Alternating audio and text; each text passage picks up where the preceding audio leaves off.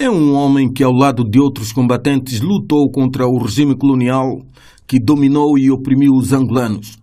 Em 1975, quando foi proclamada a independência nacional, José Eduardo dos Santos, engenheiro de petróleos, contava com apenas 33 anos de idade, mas assumiu responsabilidades governativas.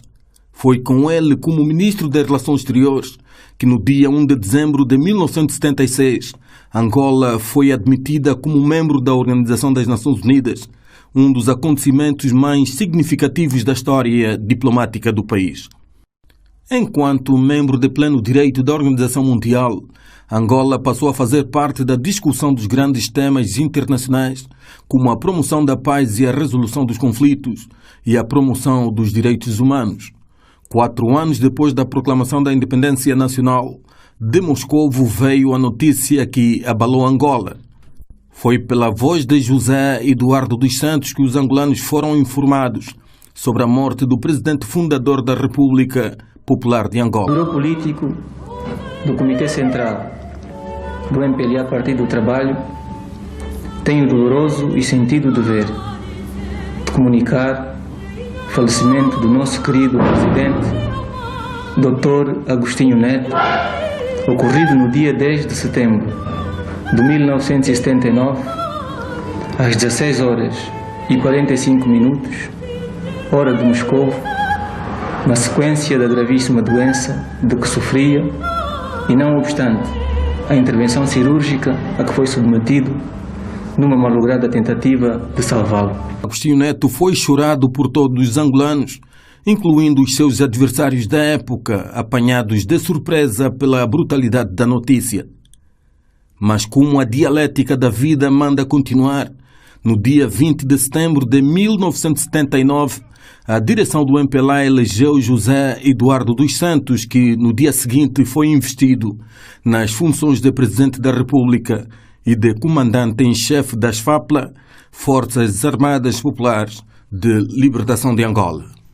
Juro defender com todas as minhas forças a independência, a soberania e a integridade da nação e todas as conquistas que já são património do nosso povo.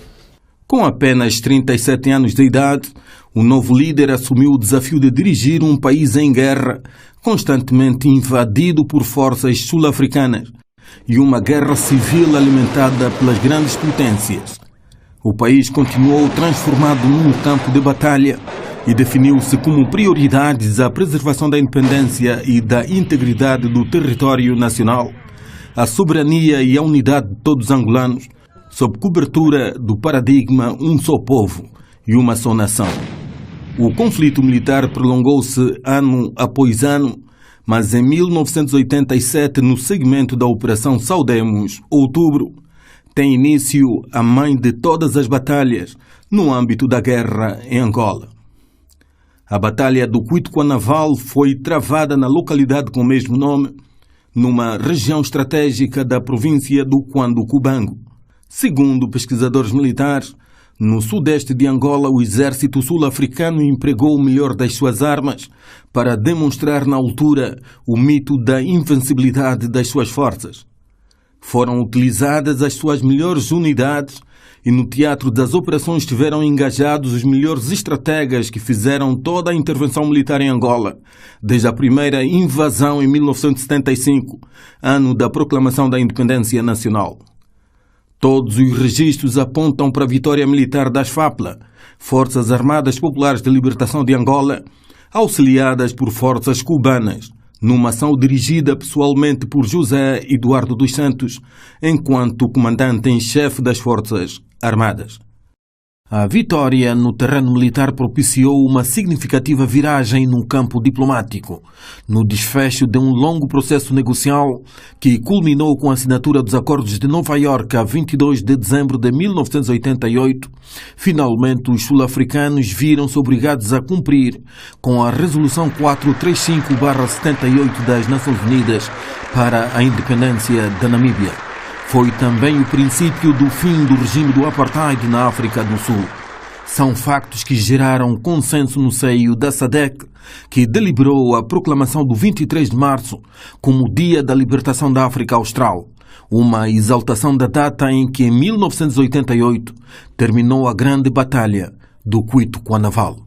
É uma história que deve ser conhecida por todos os angolanos, por todos os africanos e pelo mundo em geral, pela importância decisiva que teve na alteração do panorama político na África Austral e pela contribuição que deu também à libertação total do continente africano.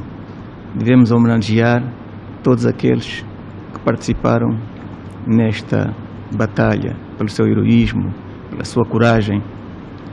Devemos render homenagem a todos quantos se sacrificaram, aqueles que verteram o seu sangue generosamente para que a África fosse totalmente livre. A par do esforço de guerra para preservar a integridade do território nacional, José Eduardo dos Santos manteve-se focado na procura da paz para Angola.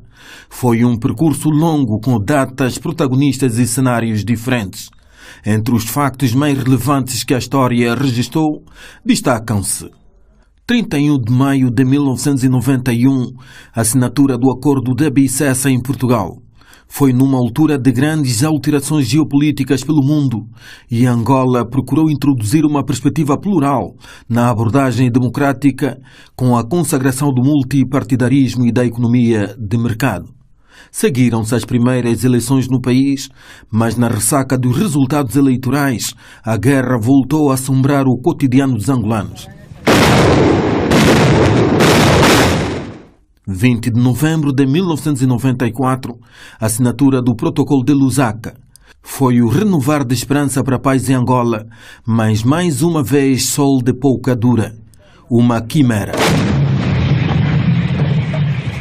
Seguiram-se mais 8 anos de guerra em que forças governamentais e militares da UNITA bateram-se até a exaustão, com desenvolvimentos importantes no teatro das operações e o fim trágico do líder da UNITA.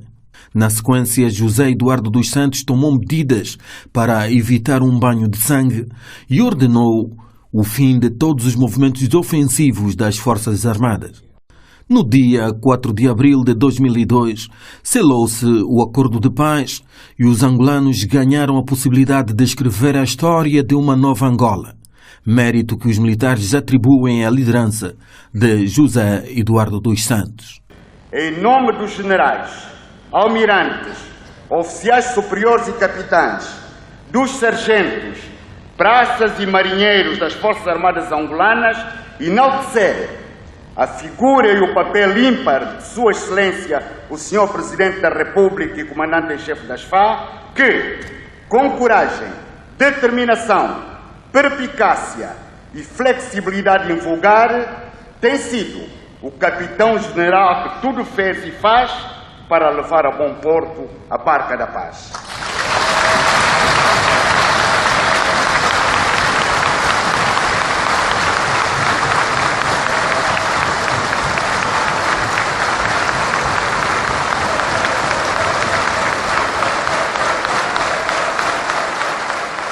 Em 2007, José Eduardo dos Santos, carinhosamente elevado à condição de arquiteto da paz, transformou Angola num canteiro de obras por via do Programa de Reconstrução e Desenvolvimento. Proclamou que faria de Angola um país bom para viver. Encetou reformas jurídico-políticas com destaque para a jurídico-constitucional. Em fevereiro de 2010, promulgou a nova Constituição da República de Angola, aprovada pela Assembleia Constituinte em janeiro do mesmo ano. Em 2017, José Eduardo dos Santos não mais quis continuar na chefia do Estado. Em ano de eleições gerais, propôs João Lourenço como seu candidato, uma aposta que se revelou bem-sucedida, que levou à 4ª vitória eleitoral consecutiva do MPLA. No dia 26 de setembro de 2017, José Eduardo dos Santos passou o testemunho ao novo chefe de Estado e em 2018 decidiu abandonar de vez a vida política. Por problemas recorrentes de saúde, escolheu Barcelona, Reino de Espanha, para se fixar, a fim de contar com acompanhamento médico especializado. O seu estado de saúde foi se agravando até fechar-se a última página da sua vida. José Eduardo dos Santos nasceu a 28 de agosto de 1942. Será lembrado não apenas como ex-presidente da República, mas também como pacificador e, acima de tudo, um patriota. Um bom angolano.